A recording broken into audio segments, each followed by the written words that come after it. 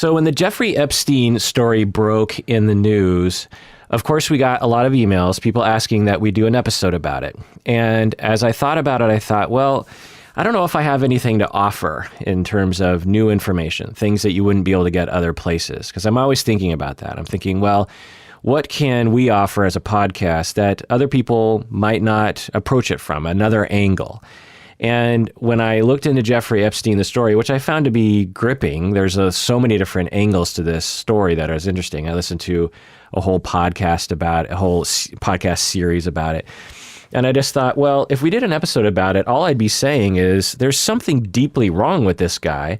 He is a monster. It's terrible what this person is. And I thought, what would we talk about exactly? Well, this happened a number of times where people would email, because it was, months ago when this story first came out, and people would email. Was it even this year? Yeah, it might have even been the end of last year. Yeah. So I, had get more emails. I thought, okay, you got to talk about it. And you might even remember, Berto, I would say, okay, we're podcasting this week and we're going to talk about Jeffrey Epstein. And then that was 5 months ago. And we just never, we didn't get to that episode, and I didn't really care because I was like, well, what am I going to say? Well, finally someone emailed and it reached a critical mass, and I started to look into the story a little bit more deeply. I started to think about what angle we could provide. And I think we have something to offer, which is to look at it from a psychological angle. Not just saying he's a psychopathic monster, but what kind of psychopathic monster was he? Right. And why was he a psychopathic monster? And that's what we're going to get into today, Berto. What do you say?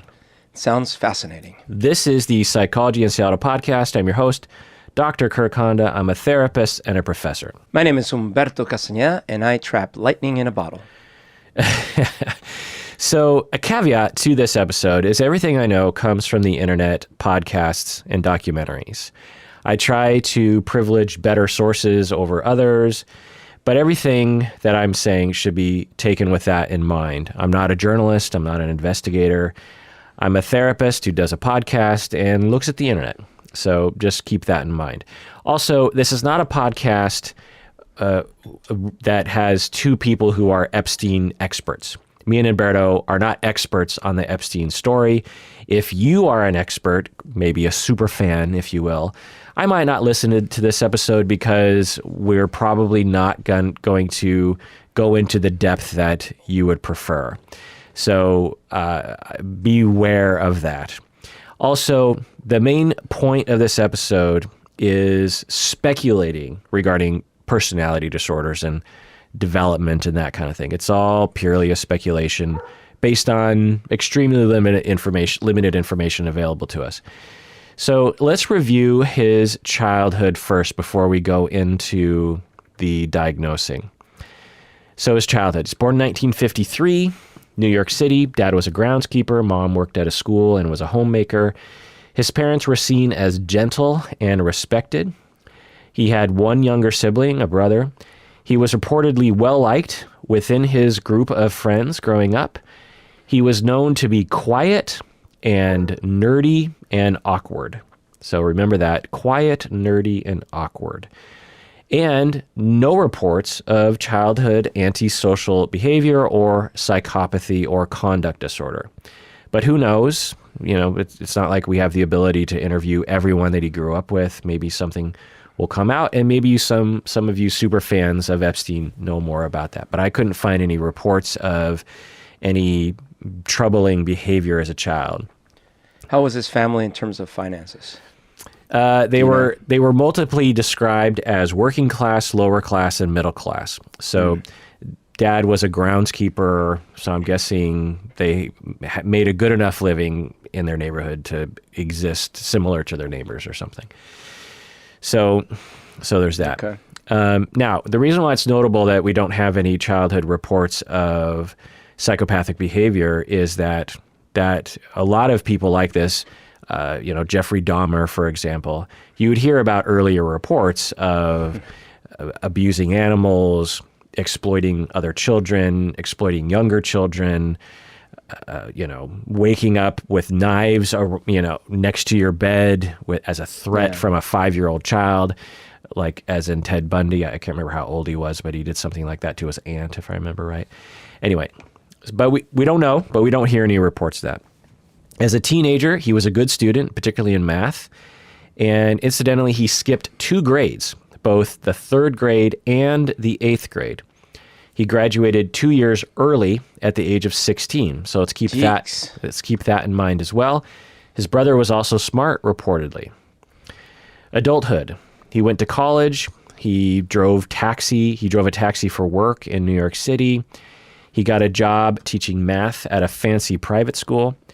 He was apparently well-liked by students and other staff, and he was rumored to have a relationship with a teenage girl while he was teaching there. I don't know how old he was at the time.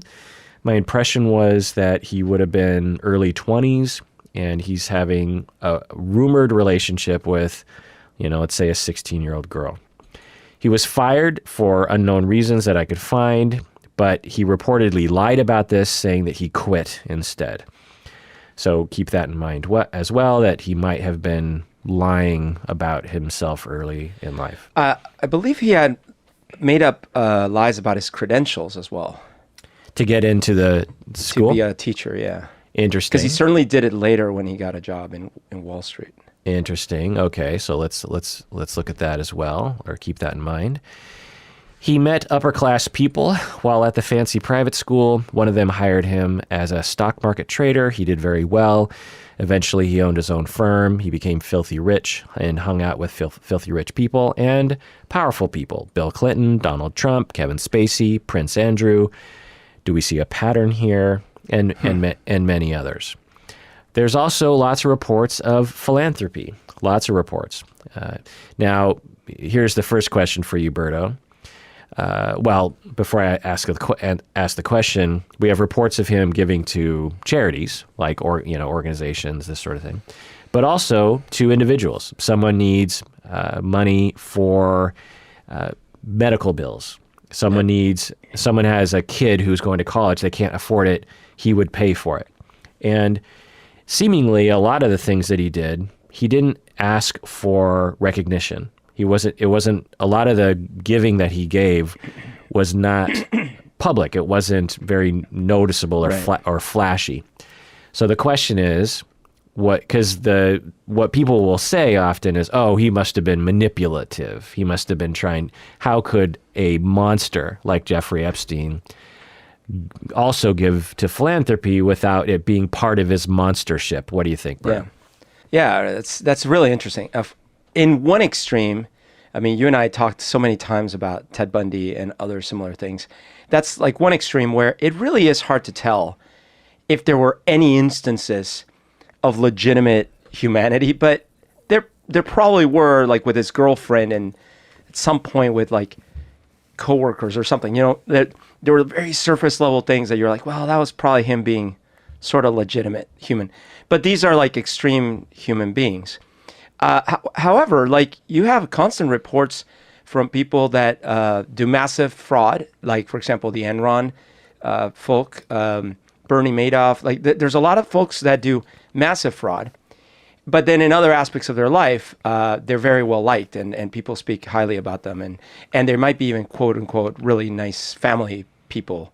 Another example is mob bosses, right? Like, and granted, here I'm going a little bit by what we see in media and stuff, but there seems to be this idea that, they have this separation of like family life and business, right? And so like they'll have their family reunions and actually, and quite real, like if you look at Pablo Escobar, he was very well liked by both his city, the city he was in, Medellin, and a lot of folks throughout the country, and certainly his family. And so like, he was a gregarious individual. He gave to the community. He built things. So I actually think it's quite possible, common even, that you see these dichotomies of like a person that on one facet of their life might be a horrible human being, and yet in other parts of their life they're doing nice things or being kind or whatever. Right. Well, and even the way you worded it was they're a horrible human being, and then another aspect is they're doing nice things instead of they're also a good human being. There's another Sure. side to them that is a good. Now it's just a way of phrasing it. There's no. I'm sort of like balancing it out and going like, well, you still killed thousands of people, so we're going to net out on bad. Right. I mean, was Jeffrey Epstein a net good or bad on the world? I think everyone would agree he's a net bad. Yeah. But we have this notion in our culture, or maybe it's some kind of instinct, that we want to look at humans in black and white ways. That we do this with politicians all the time. They're either on our team or they're not on our team. They're either a monster or they're a good person. Yep. And the fact is that it's just a way of talking about things. And when you actually look at the data, because let's say, someone that's a good person, like Bill Gates, for example, he gives billions and billions of dollars to charity, very non-flashy things as well. He gives small amounts of millions of dollars to, Bill and Melinda Gates Foundation. They give little bits in here for education, this kind of thing. Yep. And you might look at Bill Gates and you think, well, that's a good guy, because there's plenty of rich dudes who never give any of their money to charity, or very little of their money to charity. And so we say, okay, he's a good guy.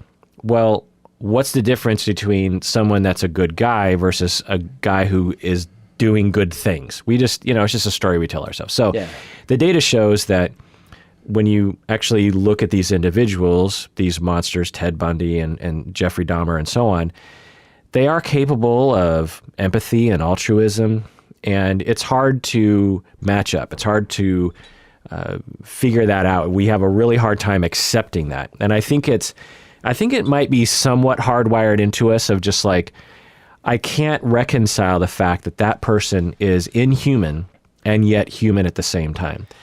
I've been recently, don't ask me why, because I don't really know, but I've been watching a lot of videos about the Aztecs, the Aztec culture. Why? Why are you watching videos about it? I'll tell you. Let me tell you.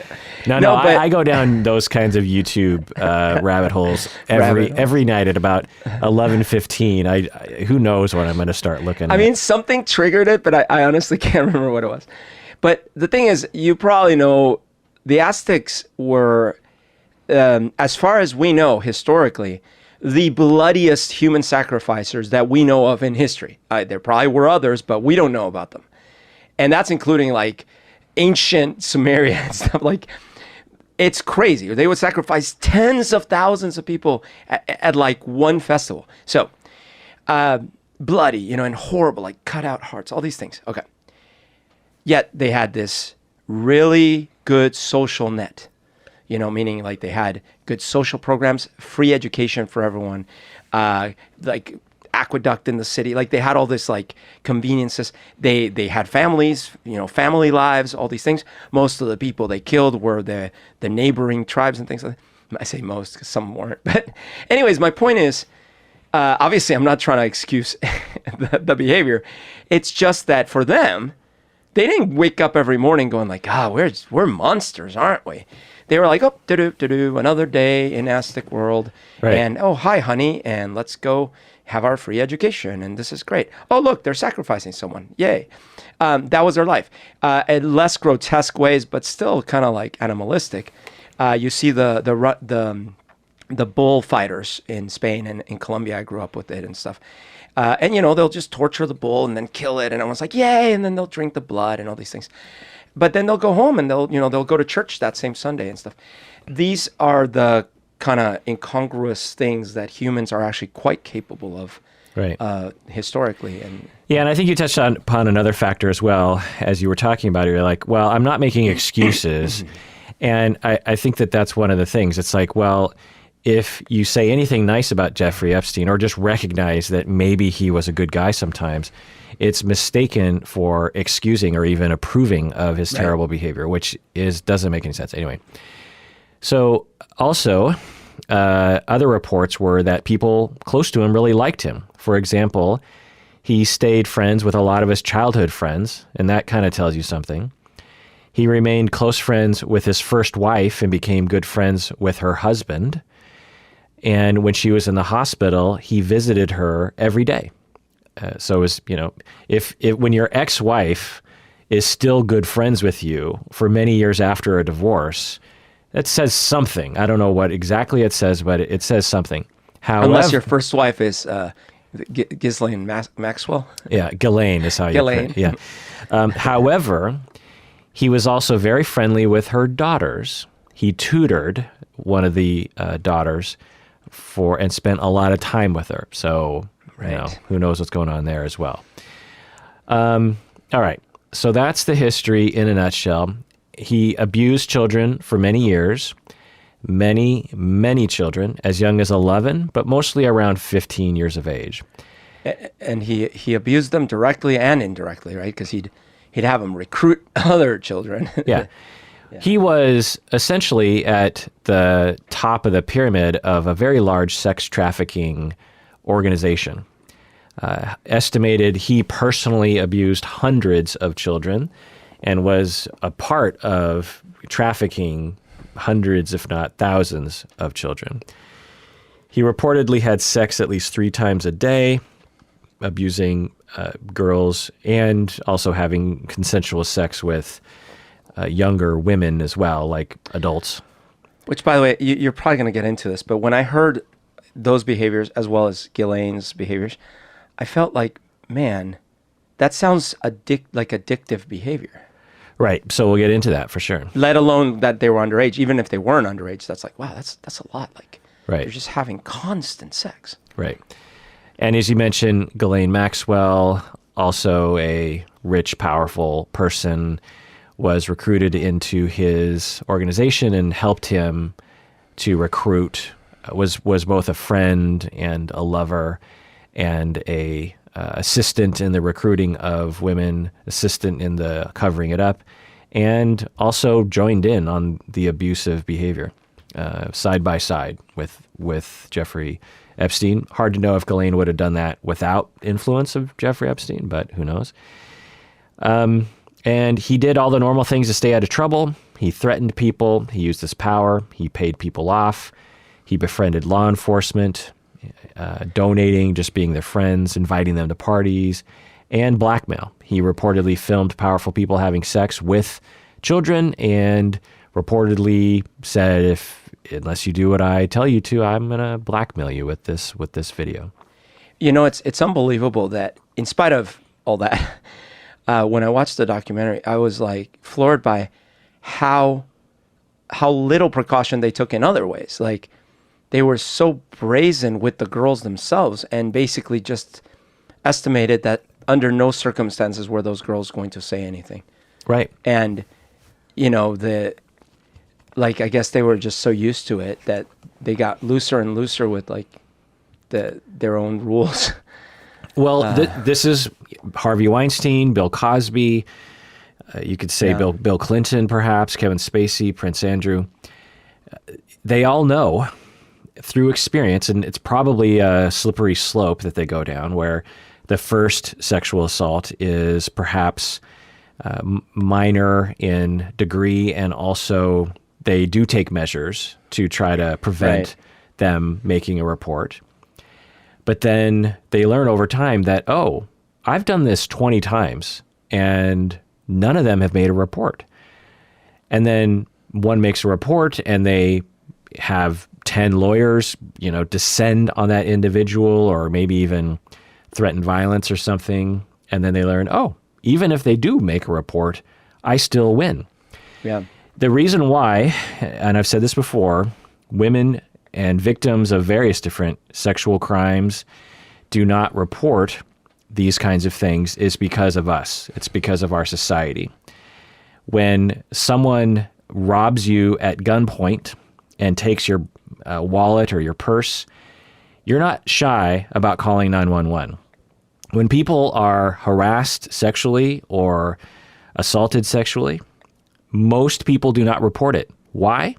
Because they know full well that society will stigmatize them, blame them.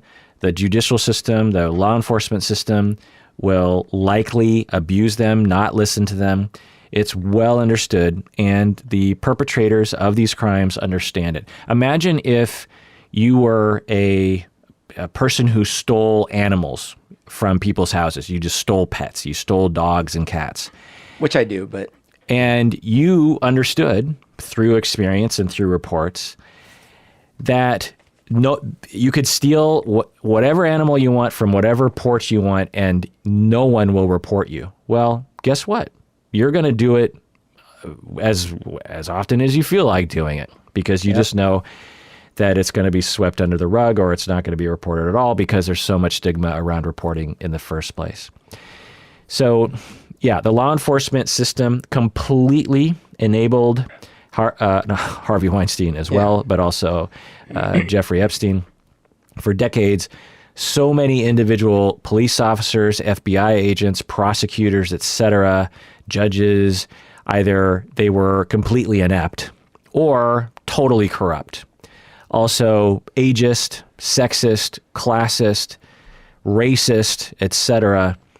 These are the things that also contribute to a white, male, heterosexual, rich guy getting away with things. Yep. Once again, law enforcement officials fail our society. Serve and protect. And they fail the public. You can't have Jeffrey Epstein. You can't have Harvey Weinstein. You can't have Bill Cosby without a system that allows sadistic psychopaths to get away with this. It's happening all the time, and we have just discovered the famous people. Imagine the thousands of other Jeffrey Epsteins out there right now who are still under the radar because of a system that covers up. What's the chance that we have finally caught all of the perpetrators who are benefiting from a law enforcement system that fails the American public? So think about that one. All right, let's talk about psychological conceptualizations. But first, Berto, let's take a break. Let's do it.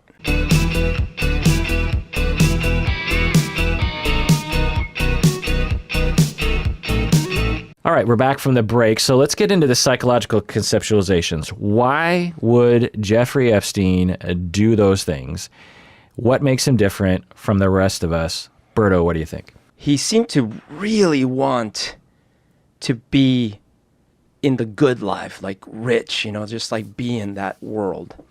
And he was willing to lie to get there.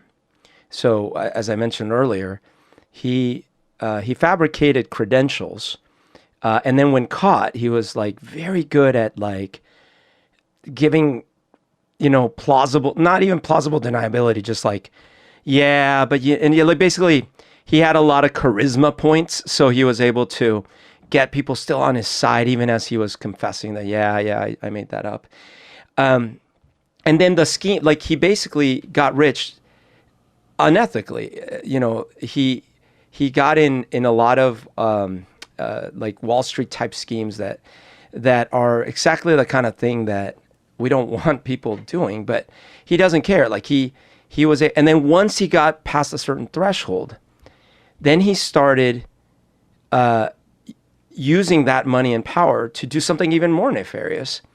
So I feel like there was probably something when he was, in his childhood or whatever, about wanting a better life. Maybe he felt guilt or shame. Maybe even though they lived in a reasonable middle class, maybe that was somehow shameful to him. And there must have also been, so I was suggesting that there was some sort of addiction to sex. Who knows if he was abused or something, but there must have been something that made him want that constant hit of adrenaline or of sexual release. And lastly, a thing about control, like power. Like he seemed like he really wanted to exert power, and basically got off more on how many of these girls he could exert power over, rather than just that he got a girlfriend that he had a relationship with or something like that. Yeah, I think that's a good description. So let's get into some of the clinical language here. Well, obviously, we're going to look at psychopathy or psychopathic personality or psychopathic personality disorder. And the main way in which we look at this the main way in which we describe there's lots of different description of psychopathy. It's a word that is used even in the clinical language in a variety of ways, but people generally mean it in the HARE sense, which is HARE, which is a fellow Canadian psychologist, and I believe he was a psychologist. And there are 20 items that he developed that are to measure whether or not someone is a psychopath. And this is, like I said, a particular kind of psychopath. We'll get in later into different kinds of psychopathy, but psychopathy, psychopathy. Psychopathy. So the way that you do this is that there are 12 different items, and the first one is glib and superficial charm. And as we go through this, the way you score it is to say either 0, 1, or 2. 0 means not present, 1 means kind of, and 2 means yes, it's present. So number 1, glib and superficial charm. This means that you're charismatic, you're glib, meaning that it's not authentic. There's nothing wrong with being charismatic. There's nothing wrong with being well-liked. There's something wrong. There's something psychopathic about being fake charisma and fake well-liked. Yeah. Berto, 0, 1, or 2. Based on what I know, which is admittedly just from documentary and a few articles I read, I'm going to go 1 because there is evidence that he would be false and use charisma to basically get out of situations. So yeah. Why not 2? Well, what I don't know is how often, like how frequent, how regular was this behavior? I like it. I like your tentativeness. I'm going to give it a 2 because he definitely had reports of it. There's really no doubt, as you've already laid out some examples, that he was very fake charismatic. Just that example of, okay, I lied on my resume, but that's like fair. That's a hard one to wiggle out of. Yep. Number 2, grandiose estimation of self. So essentially, narcissism. What do you think? Yeah, I think it's a 2 on this one, because essentially you have to have that in your head to essentially concoct a plan for your life that looks like, I'm going to have an island. I'm going to fly in illegal underage people to do illegal things with, and fly in rich people, illegally film them, and just to concoct all that and be like, that's my life plan. Like, that is incredibly grandiose in a malignant way. So I'm going to go 2. Yeah, I'll go 2 as well. The other, I wouldn't go off of just that because that's more of lack of empathy, really, and sadism. But other kinds of... I mean it more in the sense of like, if you ask someone like, what's your plan for the next 5 years? And someone tells you, I think I'm going to get an island. And on this island, I'm going to fly in all the famous people from all over the world, and I'm going to film them having sex with tons of underage girls and stuff, and I'm going to be the king of the underground. Like, that's grandiose. Well, but not in the clinical sense, because he actually did that. So, Sure. It's not grandiose, for example, for you and me to say, we're going to record a podcast that thousands of people are going to listen to today. Like, that's not grandiose. That's a fact. And so it seems grandiose, but grandiose means unrealistic and not accurate.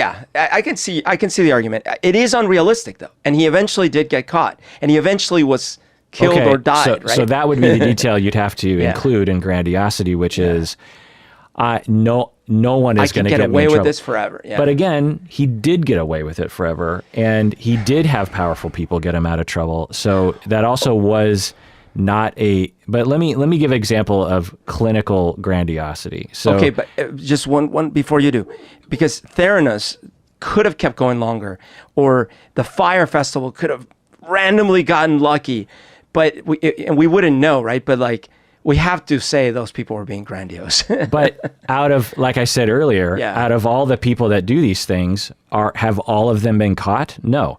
No. For every Theranos, there's thousands of other businesses that are, taking money from investors and lying to their investors about their viability as a business. It's par for the course. The only difference about Theranos was that it was headed by a attractive blonde. That was what was so weird about it.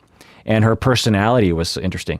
There are countless examples of other businesses that have a psychopathic, grandiose leader who actually does it. Anyway, the point is that grandiosity in this sense, in the psychopathic sense, is a market evidence that they believe that they're superior to other people in ways that don't make any sense, and frequently try to engineer their life such that they are made superior. So, take someone like Brad Pitt, for example. A lot of people would say, well, he's superior to a lot of other people. He is rich, he's famous, he's good looking, he is, people want to know what's going on in his life. So for him to wake up in the morning and say, you know what, a lot of people are going to want to take my picture, and one day I'm going to own an island and I'm going to have all sorts of interesting people come to it. That's not grandiose. What would be grandiose for him would be to say, I am better in all ways. I'm smarter, I'm wiser, I have better ideas, and I need to assert that on a constant interpersonal level. That's what Jeffrey Epstein exhibited, was that he frequently had to establish, he was rich, he was important, he was powerful, he did have fame, but he frequently had to, according to reports, which, it's hard to know, he frequently had to assert himself as such. He frequently had to make sure that people understood that he was rich. He frequently had to make sure that people understood he was famous and well-liked and important and well-connected. That's the grandiosity. That's the need for people to provide someone with narcissistic supply. Yes, Jeffrey Epstein, you're the best. Yes, Jeffrey Epstein, you are so smart. Yes, Jeffrey Epstein, you have nice things. That's what narcissism is referring to. Number 6, lack of remorse and guilt. Yes. Number 7, shallow affect. Some reports, I'm going to give it a 1. Number 8, callous and lack of empathy. 100%. Number 9, parasitic lifestyle. No. Number 10, unless you count things he did in the beginning. Well, wait, actually, no. He did exhibit parasitic lifestyle. In the beginning. In the beginning. That's how he got his start. Yeah, okay. So I'll give it a 1. Number 10, poor behavioral controls. Definitely with regards to sexual crimes, but unless you have other evidence. Well, the only thing I'll say from the documentary is he didn't seem to be able to stop himself going after the young girls. Which, again, the general personality trait would lead to all sorts of behavioral controls. Punching people in the face at a party, spending all your money at Vegas, these kinds of things. Number 11, sexual promiscuity. Definitely with regards to sexual crimes. It's hard to gauge, though, because he had a particular sexual sadism because the classic sexual promiscuity with regards to psychopathy usually has to do with cheating on people. And it's the fact that he had an overwhelming sexual compulsion to predate on young children. It's hard to tease out what was that and what was general psychopathy. Anyway, number 12, early behavioral problems, no reports, but we don't have much reports of anything. Number 13, lack of realistic long-term goals, really no indication there. 14, impulsivity, definitely regarding sexual crimes, but I didn't read anything that indicated classic psychopathic impulsivity issues. 15, irresponsibility, same kind of thing. You can make an argument, but hard to know. 16, failure to accept responsibility for their own actions. Yes. 17, many short marital relationships. No. 18, juvenile delinquency. No. 19, revocation on conditional release and criminal versatility. No reports. Anyway, so scoring wise, he scores in the range of traits and not like a full-on classic hair psychopath. Let's go on to antisocial personality disorder. This one you might actually like. So let's look at the 7 criteria in the DSM. Failure to conform to social norms. Berto, yes or no? Yes. Yeah. Deceitfulness, yes or no? Meaning lying. Yes. Impulsivity. Well, like I said, it seems impulsive that he couldn't stop himself from getting more and more and more and more and more girls. Yeah, it's hard to know. 14, irritability and aggressiveness. Not sure. Yeah, no evidence. A couple of the women reported him becoming very intimidating, but Yeah, he wasn't generally aggressive as the antisocial person usually is. Yeah. 5, reckless disregard for the safety of self and others. I don't know. Yes, this is referring to the abuse of other human beings. He did not care for the safety of these girls. And Oh, so, I see what you're saying. so he was absolutely, this is 100% endorsed. 6, consistent irresponsibility. Yes or no? Depends how you're defining irresponsibility. Like, he clearly paid his bills and his lawyers and Right. maintained his businesses. Right. So he wasn't in this way. And Yeah. you pointed to good sort of examples of that we would hear from Yeah. this criterion, which would be, not paying your bills, I don't know, falling asleep on the street, getting too And he drunk. could- Right. And he Yeah. could coordinate complex things Right. regularly. Right. Number 7, lack of remorse. Yeah, absolutely. Right. So he fits 4 out of 6, or so 4 out of 7, 4 out of 7, and so thus does qualify for a diagnosis of antisocial personality disorder based on what we've seen on the internet. So why would someone be this way? General thinking is genetics and upbringing. Anyway, moving on. Dark tetrad. So this is psychopathy, narcissism, Machiavellianism, and sadism. Psychopathy in this sense is not the hair sense. It is more narrow in that it just has to be a general lack of empathy and a lack of remorse. The answer is yes. Anyone who could do what they did to those young people must be a psychopath in the dark tetrad sense and must not have had any empathy for these human beings, must had total lack of remorse. There's just no way they could do it. Because there's plenty of people who actually are attracted to people who are, victims of these kinds of crimes, and they don't act on it because they do have empathy and they do care. Let me ask you a question, though, because obviously from my perspective, that totally makes sense. But he goes up to one of these girls, and in his mind, he's like, I'm going to make this girl's life awesome. She's going to have money, power. She gets to go to this island. I'm helping this girl. Right. So I there's have empathy. There's absolutely justifications that people will make, but I know enough about, and I don't want to go into the details, the crimes and the sort of grooming behavior to the actual crime, to the cover-ups of the crime, that he was given multiple opportunities as a smart fella to know that overall this was not good for at least some of these individuals. Yep. And there was at no point where he screened these individuals and saying like, are you the sort of person that is going to mostly benefit and feel like this was worth it? There was no care in that way. There's just no other way to look at it. And I believe that might have been part of the reason why he did it in the first place. But Yeah, I would say that seemed so clear to me that the sex part was almost secondary to him. In fact, the descriptions from the girls a lot of times is like, oh, he just wanted this, that. Like, it wasn't like he always needed full-on sex, So I kept thinking, like, obviously sex is part of this, but a lot of this is like this weird taking control of this person's life kind of thing. Right. So dark tetrad, number 1, psychopathy, clearly. Number 2, narcissism. In a nutshell, there's evidence for, there's evidence against. I won't go into it, but it's hard to know about that one. He certainly wasn't a classic narcissist in that way. Machiavellianism, absolutely. He was manipulative, calculating, deceptive, seemingly obsessed with the game that he was playing. Yep. Sadism, absolutely. Enjoyed hurting other people, seemingly got a thrill.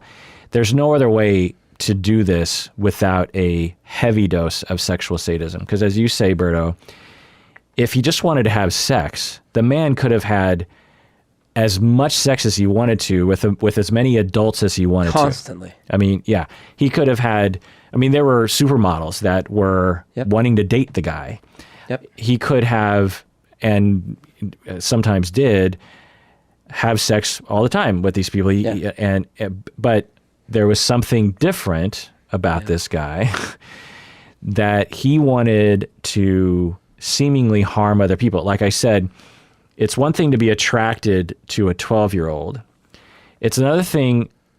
So there's different avenues. I don't think I've ever really thought about this before, but, and by the way, if you have trauma, you might not want to listen to the rest of this episode because we might get into some specifics around this. So please take care of yourself. Trigger warning on this, or pause it, come back later, check in with your body, that kind of thing. So there's different kinds of, this isn't really my specialty, but I've become at least a half specialist because the listeners have asked me to look into so many of these individuals, and I've looked into the research and thought about it and heard accounts from these criminals. And I think there's a lot of different routes to this. One route is that they're very attracted to young people for whatever reason. You could call it a sexual orientation. And they also have empathy and altruism and care for it. They're not a psychopath. But they're so desperate to get their sexual needs met that they will justify it to themselves. And the typical story you'll hear is they will groom the person. They'll become friends with them. And all the time, the predator is saying to themselves, well, I haven't done anything to him. We're just friends. I haven't committed any crimes. And then they become very close and they're like, well, how about I just do a back rub? That's not bad. People do that. It's not bad. People do back rubs. Yeah. And then one thing leads to another, the predator gets drunk and then something happens. But then they do it. They commit the crime in a way while trying to convince the victim that they want to do it too. Yeah. So they will say... And they convince themselves that, it seems like it was consensual. Okay. Right. So that person is not a sadist. They are a person who is sexually oriented towards younger people.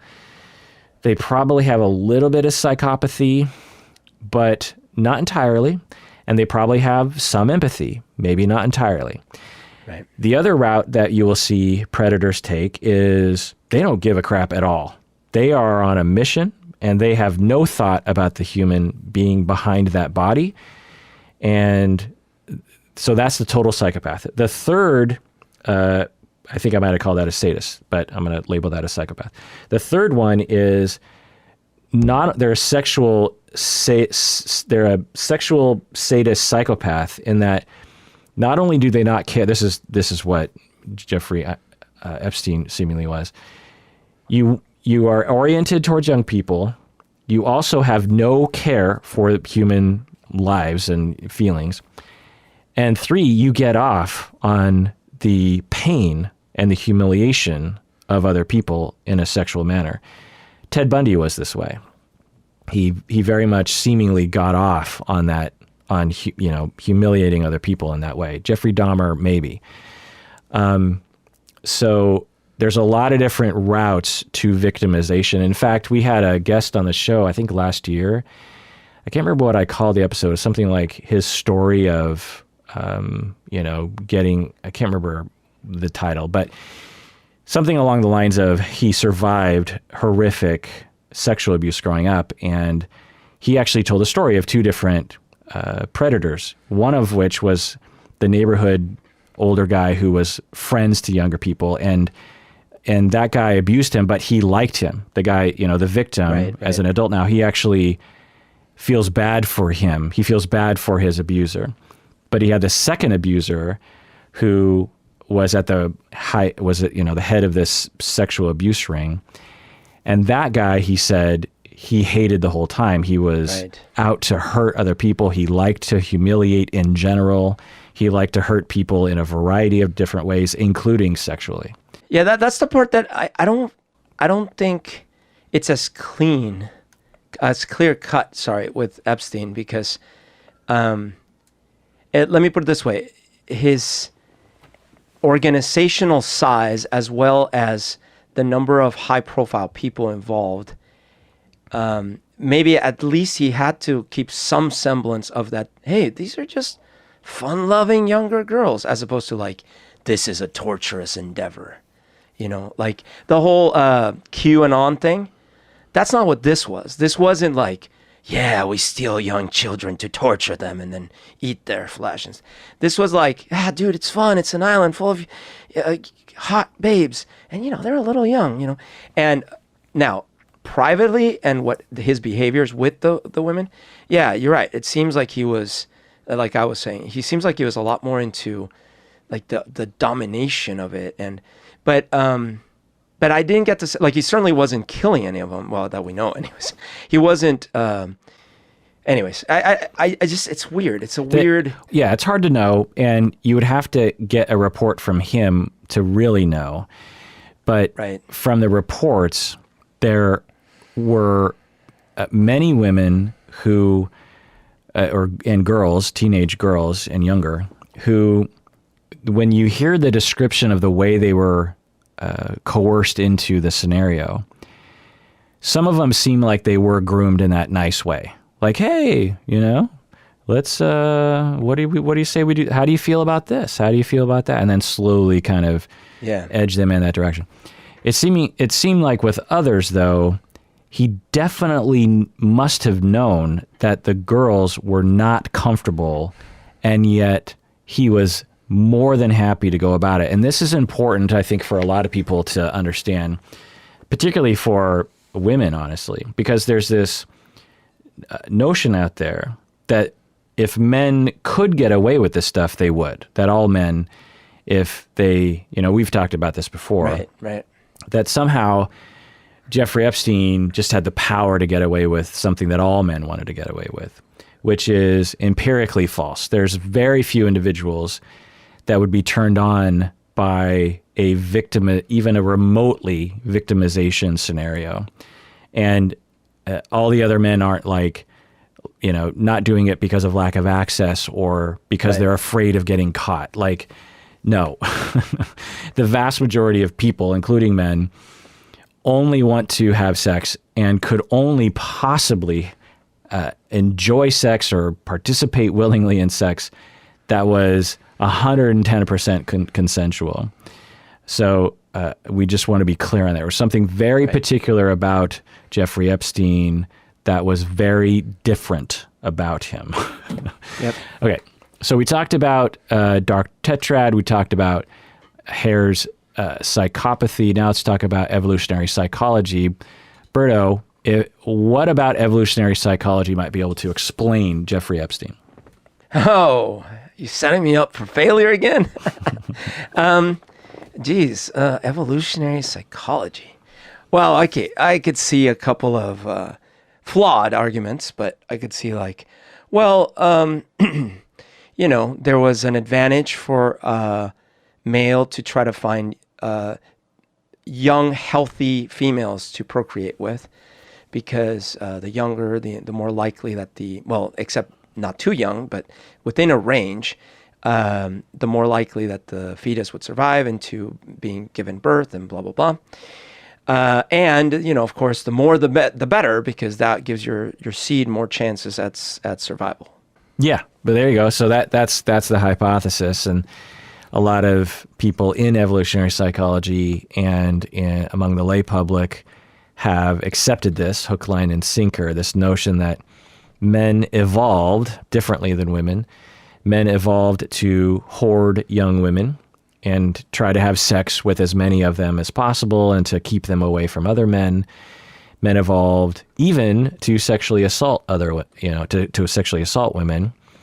And the only reason why men today don't do it as often as they want to is because society prevents men from being their true selves. And the claim would be that Jeffrey Epstein just had the power to express his natural human drive for aggression and spreading his seed among young females. So, and make no joke about it, that is a common conclusion among evolutionary psychologists. Not every evolutionary psychologist would agree with that, but many do. So I've read, again, not really my professional area, but because of this podcast and fighting with Humberto over 12 years about this topic, I have learned a lot about it. And my conclusions, as I think Humberto has also concluded after many debates, and this is based on the entirety of the research that I've read over the years, is that it's almost impossible for us humans to understand our natural state. And we could almost say anything because there's really evidence for a lot of things. There is evidence that sexual coercion might have been in our natural pasts, because there are many people, men and women, who actually have sexual fantasies of sexual coercion. You actually ask people, do you have fantasies of being sexually coerced and forced into sex? And a sizable percentage of people, women included, will say, yeah, I do have fantasies about being overpowered sexually. So that points in that direction. What seems to be the reality is that we evolved to not have a natural state in a lot of different areas. We seem to evolve to be extremely adaptable to whatever society we are born into. And which kind of makes a lot of sense in terms of like us as thinking creatures and social creatures, because our language is so strong and our ability to create culture is so strong, it stands to reason that we evolved a natural state with society in mind, that we didn't just evolve the way other animals evolve purely in function to, how to eat and have sex and that kind of thing, that we evolved in a system of societies. And it was we evolved a trait of, let's allow a lot of our sexuality and a lot of our aggression and a lot of our ideas of pair bonding. Why don't we leave that a little bit open? Because we don't know what society this next human is going to be born into. And those humans who were too inflexible to those areas might have been evolved out of our gene pool. Anyway. Yeah, where I will draw some lines though, if we're speaking about just body evolution and not cultural evolution, clearly we haven't evolved past women becoming fertile at around 12 or up. Meaning that is a fact. That's when the bodies become fertile and capable of having a child. We didn't evolve past that. A small caveat is that seemingly in the past, girls would become fertile a little later because of different things that we're doing to people today. But yes, right. It's well, true. Let's say 15 or something, right? Yeah. The point is definitely under the quote unquote minimum age for our society, right? Okay. And similarly, boys started being able to produce sperm at around 12, same thing, on the onset of puberty, or let's say 13. Okay, so we haven't biologically evolved to at 18, now we can have children. Okay, that's a fact. Second, we certainly didn't evolve for longevity survival. Like anyone past probably 50 or 60, our bodies did not evolve to survive well past those years. That's why it's sort of great when you see someone into their 80s, 90s, 100s, because it's wow, man, what are you doing right? So what I mean by that is certainly there were no evolutionary stages of how a 60-year-old male should be attracted to what or whatever. And clearly it is less risk to giving biological birth, not necessarily how much money you have and stuff like that, when you are younger and healthier. So when you put all those little ingredients together, I do think that there is something to probably, as anecdotally I can attest, and many males would anecdotally attest, there's probably a skew towards preferring younger looking females. And this might be true for females as well, younger looking males, right? Number one. Number two, there's probably a skew for being attracted to more than one person. Now, that's not the same as there's a skew for wanting to torture people, or there's a skew for wanting to imprison and lie and all these things, and that there's a skew for having to have thousands and thousands and 3 a day. Those are not the same thing at all. They're not even in the same ballpark. Yeah, the evidence according to what I have gleaned and what a lot of other sort of meta experts have concluded as well, is that we have a lot of drives going in a lot of different directions. We clearly have a drive towards altruism in sex and wanting to please each other sexually. We also seemingly have drives, how it fit into our natural state in the past. In the past, it's hard to know. But we seemingly have a little bit of a drive for aggressive sex as well. We clearly have a drive for sexual variety, and we also clearly have a drive for pair bonding. So what is our natural state? It's hard to know. And as you said, none of this says, and therefore... Our natural state is getting an island with thousands of underage girls to torture. But that's what some people will say in evolutionary psychology, right?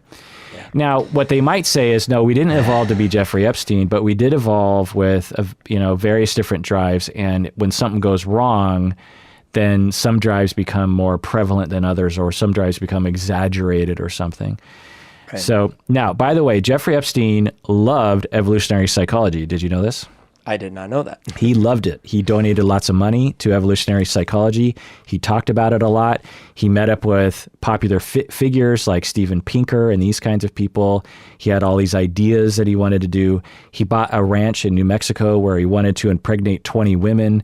He wanted to seed the human race with his DNA. This is the grandiosity piece, okay? He really believed in eugenics. And he wanted to have his penis and head frozen so that later he could be brought back to life with himself and his penis intact. He's like, well, I want my head and I want my penis. You're kidding me. No. So this is the report. Who knows if it's accurate or not. But this is part of the grandiosity that I was talking about earlier, is he literally said something along the lines of, I want to seed the human race with my DNA. That's grandiose, okay? So we have psychopathy in the hair sense. We have dark tetrad. We have evolutionary psychology. Let me rattle off the final few hypotheses here, or conceptualizations. The next one is just that he was childish and immature. And there were reports of him being very insecure, always needing to be seen with models, always needed to be seen with the best things. There were reports of him being emotionally infantile. There were reports of him not having an inner world and lacking a self. And so this can result in impaired empathy because you're very childish. And it could also make you attracted to younger friends and younger partners because you feel more comfortable with them. And there are some people who will commit these sorts of crimes in a much less, famous way that are conceptualized as such, that they, for whatever reason, just don't operate maturity-wise on the level of anyone above 18. And when they're trying to get their attachment needs met and their sexual needs met, they just naturally are attracted to people that feel like them. Think about like when you're 13 and you want to make out with someone, you typically look to 13-year-olds.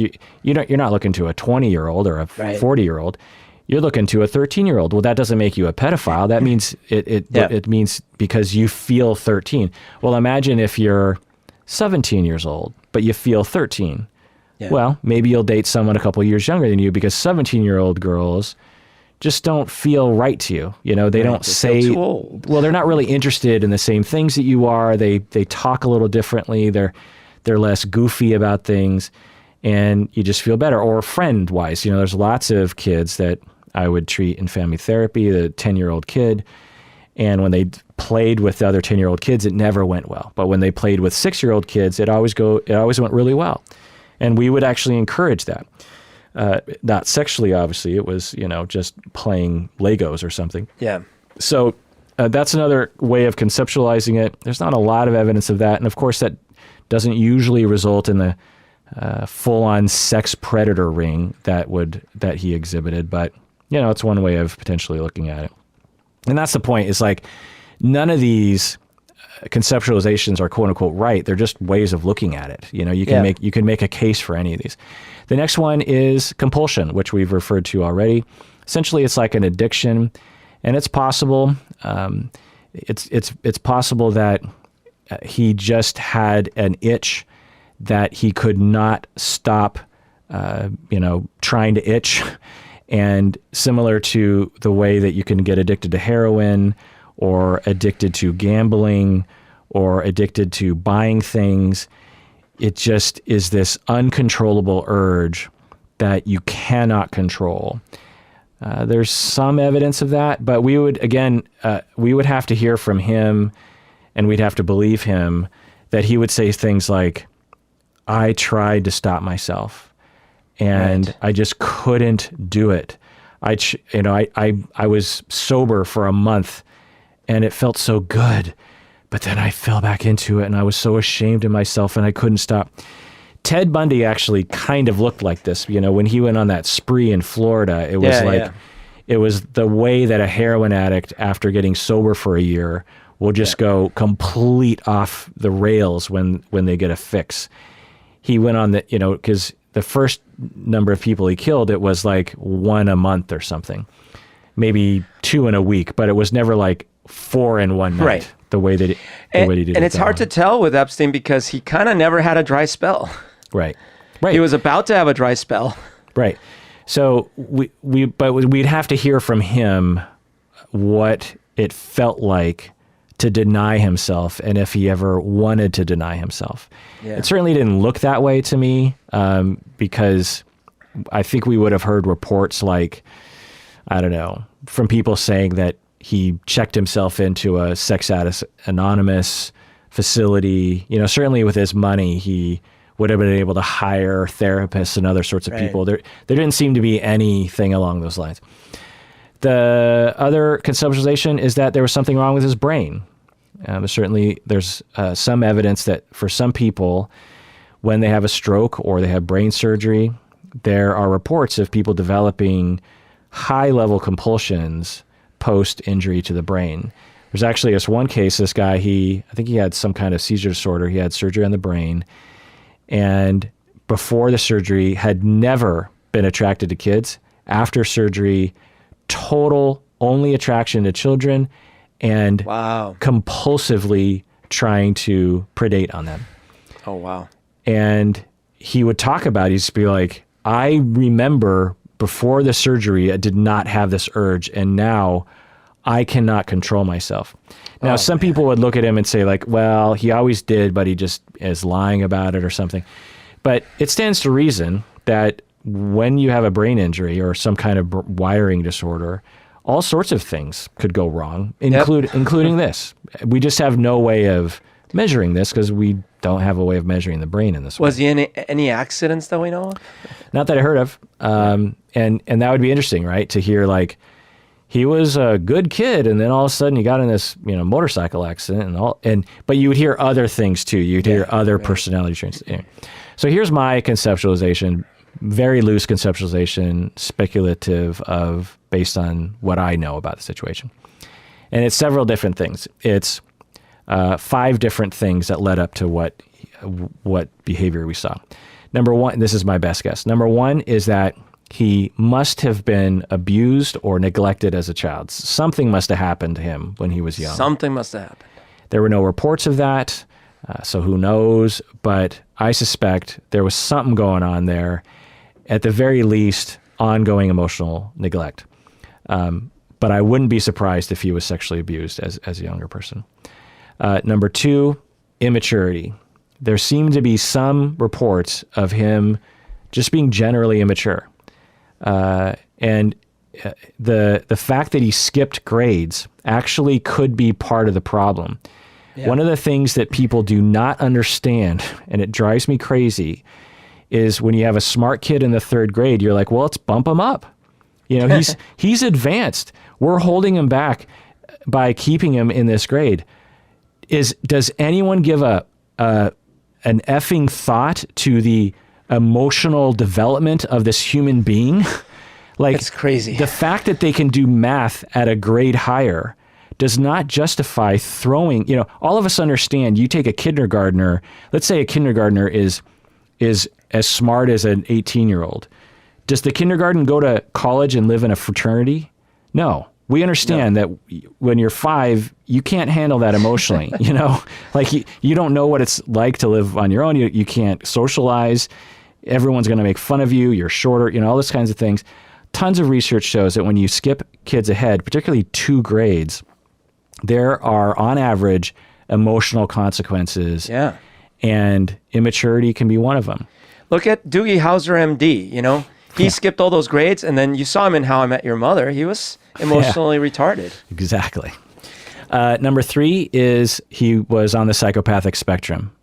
He probably genetic, probably early experiences. He definitely had a lack of empathy. So some sort of emotional problem going on early in life, immaturity, psychopathic spectrum. Number 4, sexual oriented towards teenage girls. He seemed to be extremely attracted to teenage girls. And this could be because of the immaturity. It also could be because of that first relationship he had with a student when he was a teacher.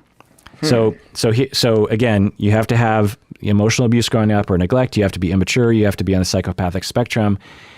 And no physical affection or no sexual gratification in his teenage years. And then he goes to college and then he becomes a teacher. Yeah. And he's a girl there, sort of maybe, I don't know what happened, who knows, but something happened. Either he predated on her or it was kind of mutual, or who knows. And there's a sexual gratification moment.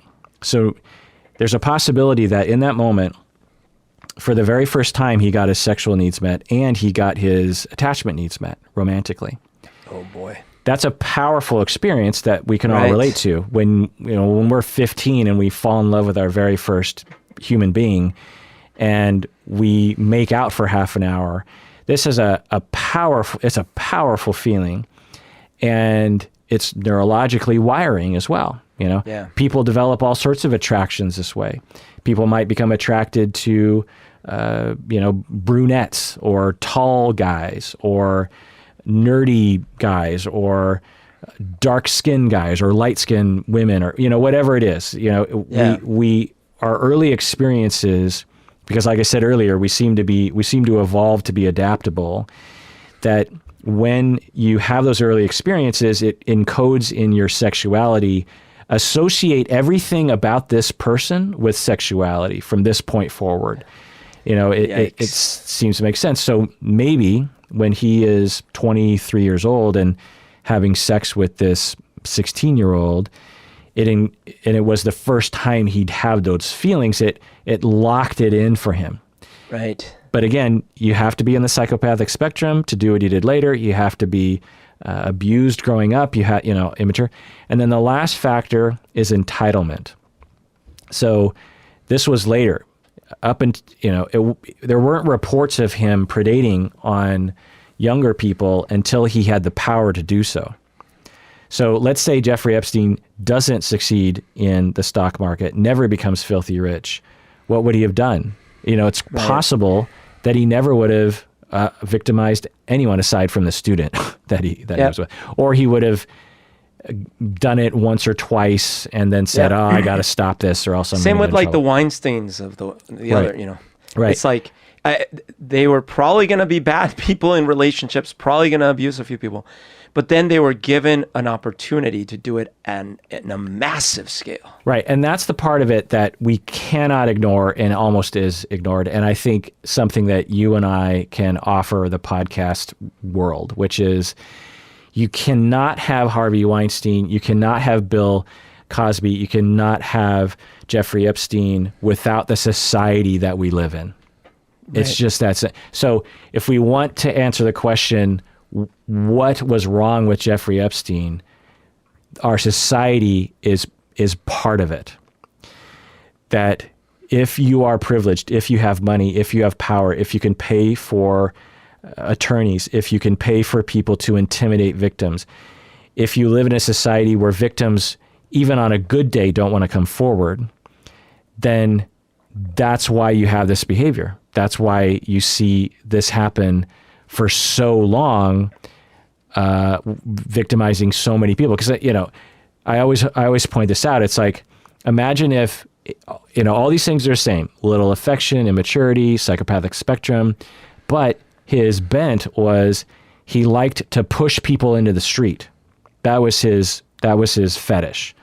He just couldn't control himself. He just desperately wanted to push humans into the street to maybe get run over by a car.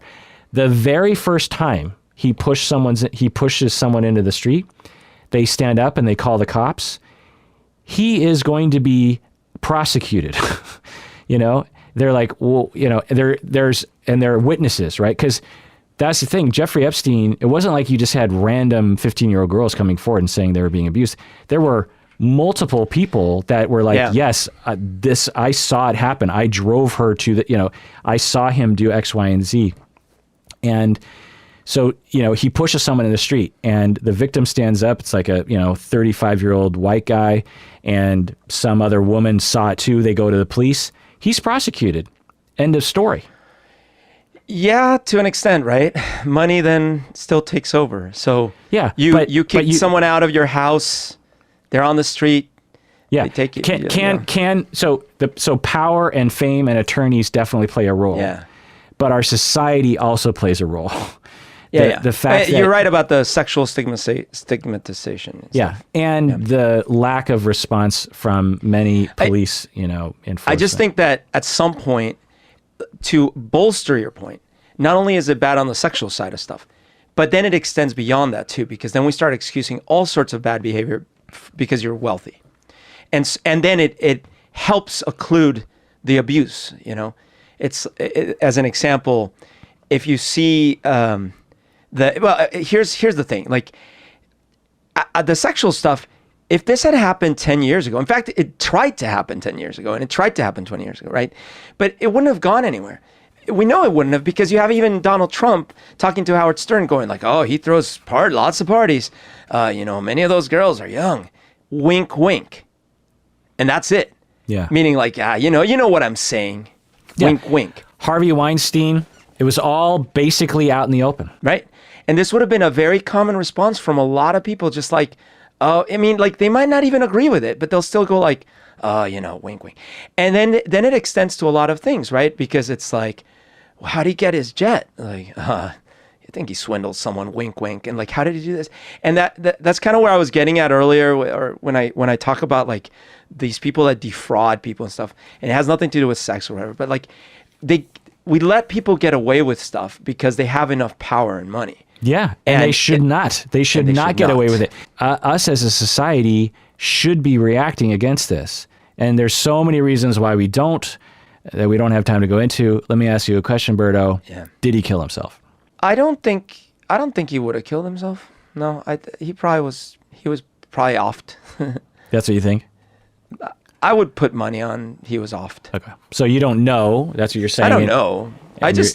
He's like such a liability. Like, why, if I were that kind of person with that kind of power and I could, and there seems to be a lot of shady indications, why would I let him keep living? Like, Yeah. So let's look at indication of homicide. And this is just, and again, if you're a super fan, you know more, but this is what I picked up from the internet. Both guards fell asleep. It happens. Yeah, it People does. get sleepy. It does, but that's pretty odd. And when I first heard that, I was like, well, okay. But then I heard that their job was to check on the prisoners every 30 minutes.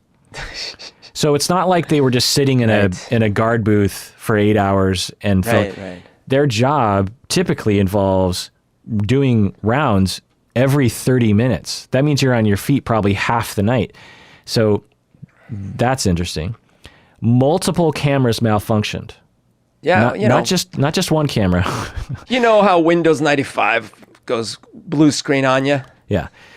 The bone in the neck was broken, which is more commonly broken during strangulation. Also, another thing that someone said on the internet was, why wouldn't he at least try to make a deal with prosecutors? Because the prosecutors would have loved to have gotten others, right? Prince Andrew, for example. And if he was such a master manipulator, why didn't he at least try to make a deal? Because there was probably, I mean, at least his lawyers were probably putting that forward of like, hey, you know, maybe there's something we could do here.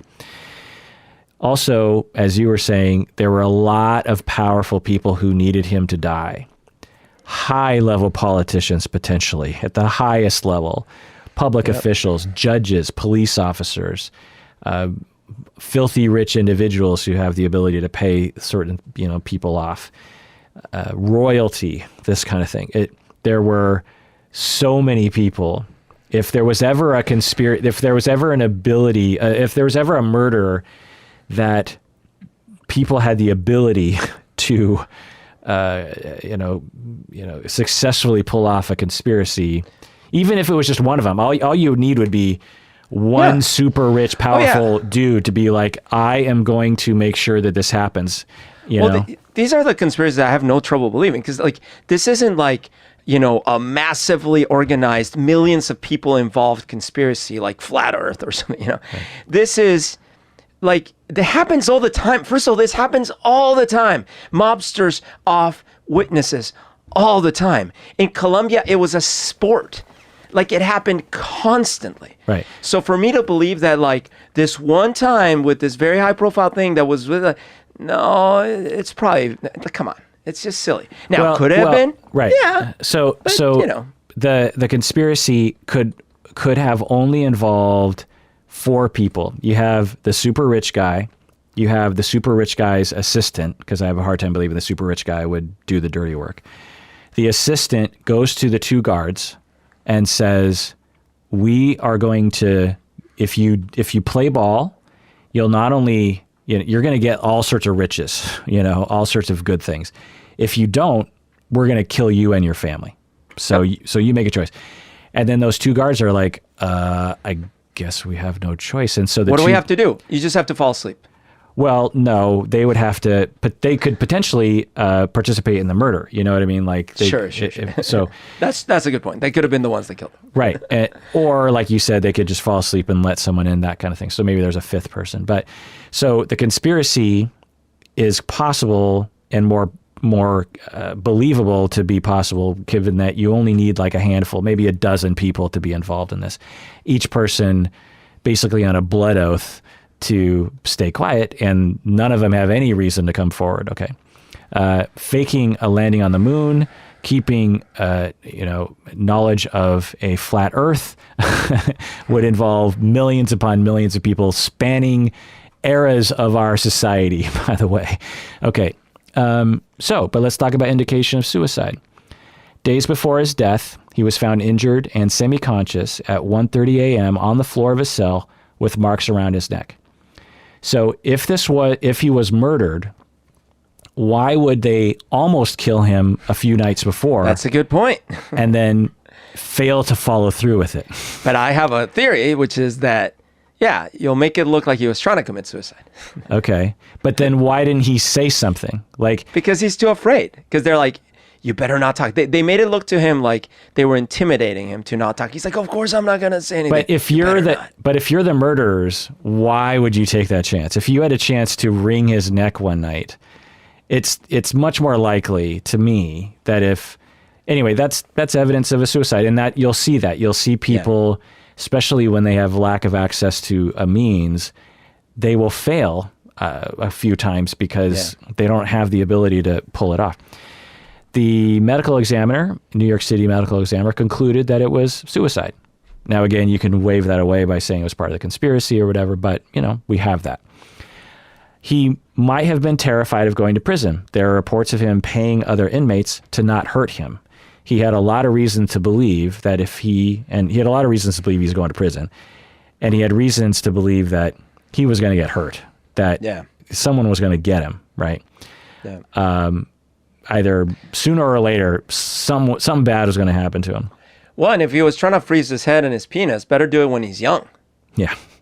Ish. Also, guards fall asleep sometimes. I was a security guard. I wasn't a security guard in a prison, but I was a security guard for a number of years in college, and I'm here to tell you that guards sometimes, have issues with their sleep. So, suicides happen frequently in prison.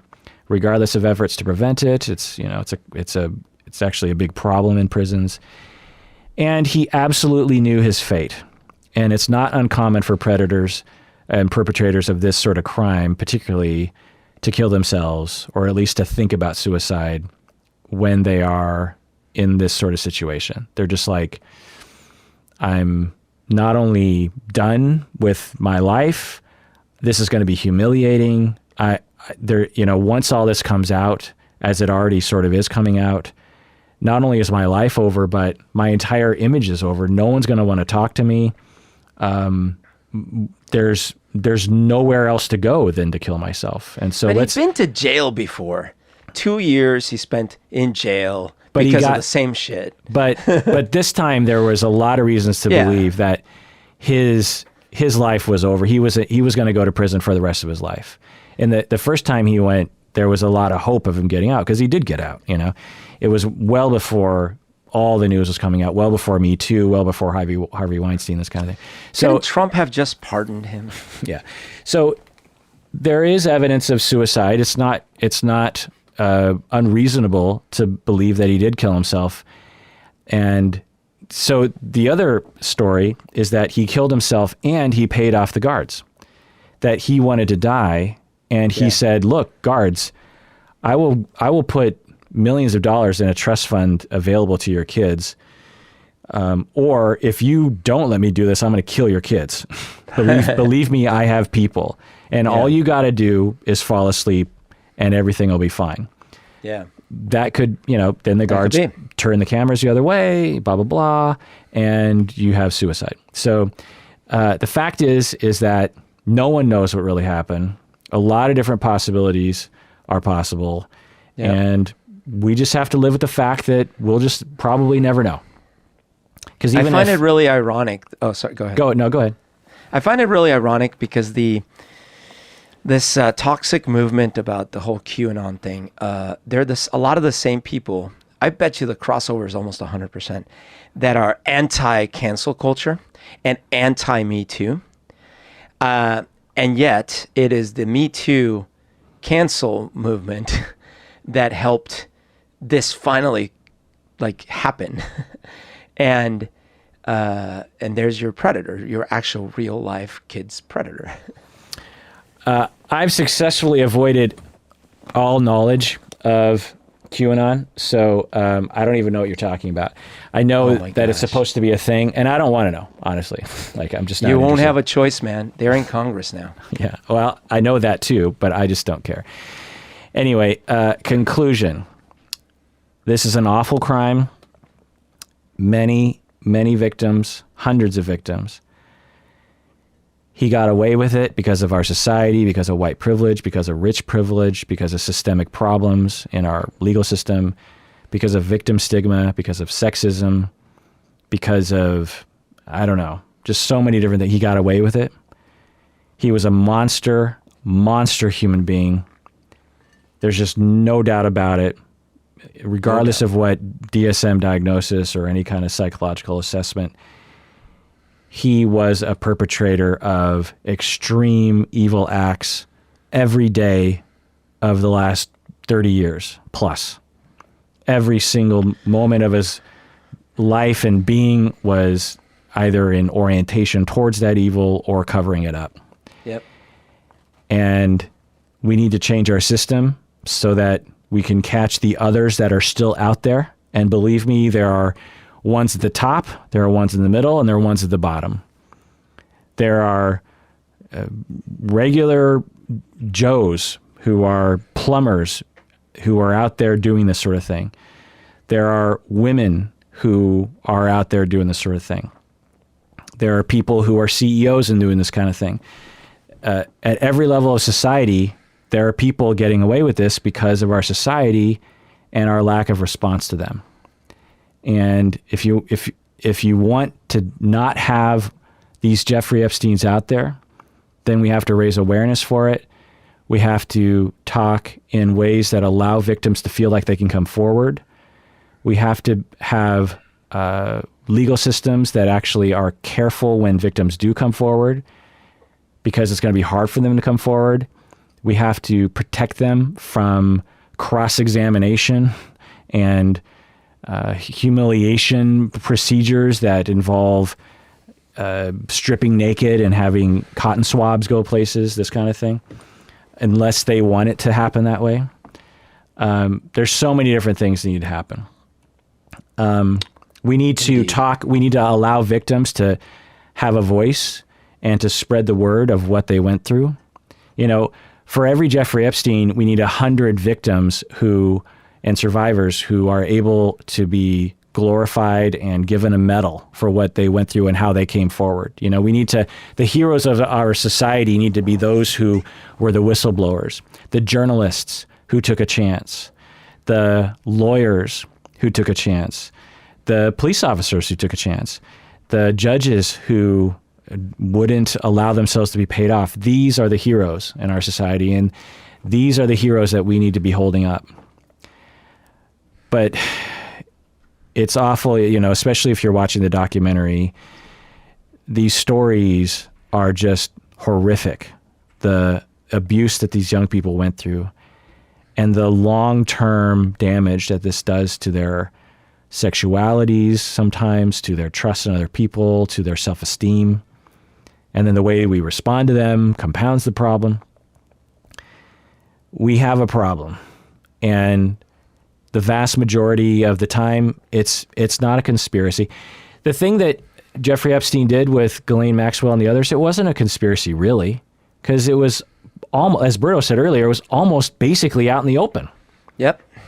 They recruited from high schools. It was well known, like, oh, you know, Jenny, she has this rich guy who you can have sex with. You know, there were dozens of girls at a local high school, I think somewhere in Florida, was it? Where yep. all the girls knew, yeah, if you want to make $100, you quote unquote massage this rich guy that lives up, you know, in the rich neighborhood. You want to make $100 and, you know, some of the girls did it and some of the girls didn't. And that's not a conspiracy. Yeah. That's just opening up, you know, a 7-Eleven on the side of the street and just waiting for people to come, you know? Yeah. And then when the girls did tell other people, or when the older sisters or the parents reported to the police, nothing happened, or very little happened. And why is that? Anyway, final word, Berto. You know, there was a story in there about, I think it was for his birthday or something. They flew 2 12-year-olds, I think, from France. That was that bit of the story was probably the worst part for me, because I was thinking that in an instant, these girls' lives were trashed, you know, and just that concept, like, think how you'd be as a parent, as a grandparent, as that person, that family, that these people with power can basically subvert the entire rest of the lives of these girls permanently. And it's just monstrous. Everyone out there, please take care of yourself, because you deserve it.